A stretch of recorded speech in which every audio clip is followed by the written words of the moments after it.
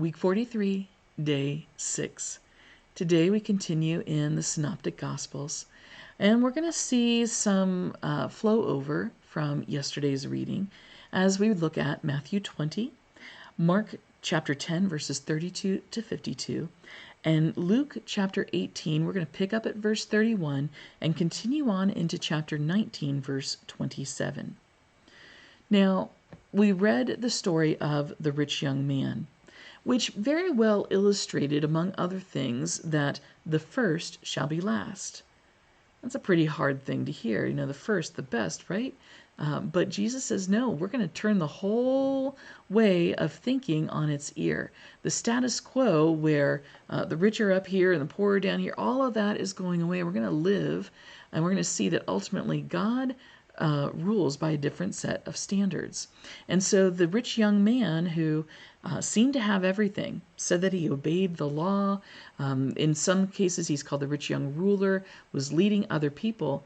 But in his selfish desires to remain rich and a leader and all of that, we find that God actually puts him at the end of the line rather than at the front, where we might expect him to be.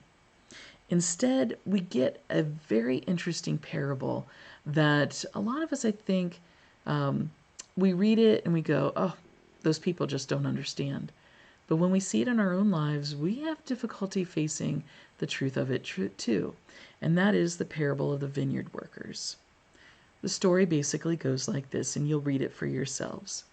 But a vineyard owner has a harvest, and he needs workers. So he goes out, he hires workers, and he agrees with them that he'll pay them, a denarius for the day. That's a day's work. And so they come in and they start harvesting from the beginning of the day.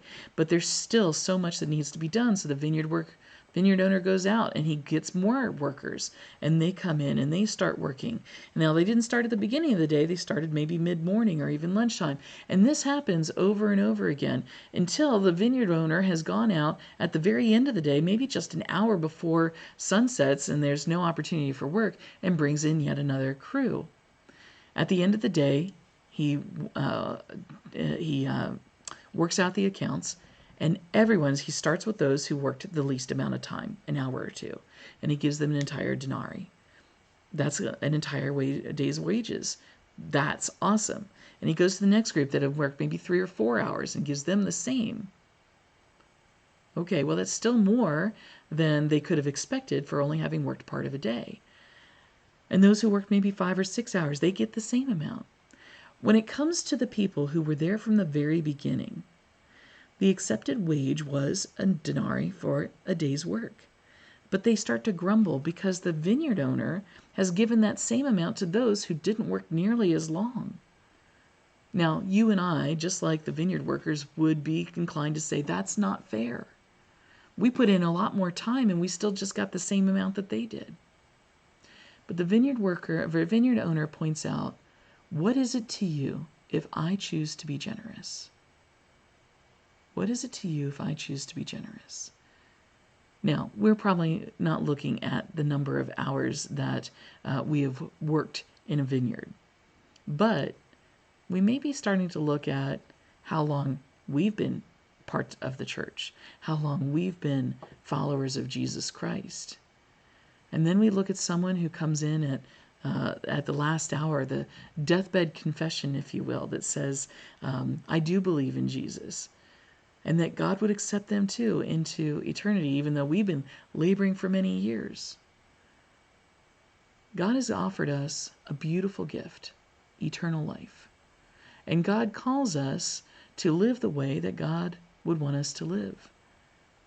But do we find ourselves threatened like the older brother or the Pharisees when they see those that just never seem to live up to even our own expectations? And yet God's grace covers them too. Paul addresses that in his letters to the early churches and says, does that mean that I should just go ahead and sin as much as I want because I'm covered by the blood of Christ? And the answer is no. We are still called to live according to God's holy commands. we're called to live according to the teachings of Jesus Christ. But isn't it wonderful that we get to know and have that assurance now instead of waiting until the end of our life and hoping that God will grab us and accept us then? Those who wait to the 11th hour don't always know if they're going to get an 11th hour. And we should, instead of being jealous for those who get in by the skin of their teeth, be grateful that God has allowed any of us to get in at all.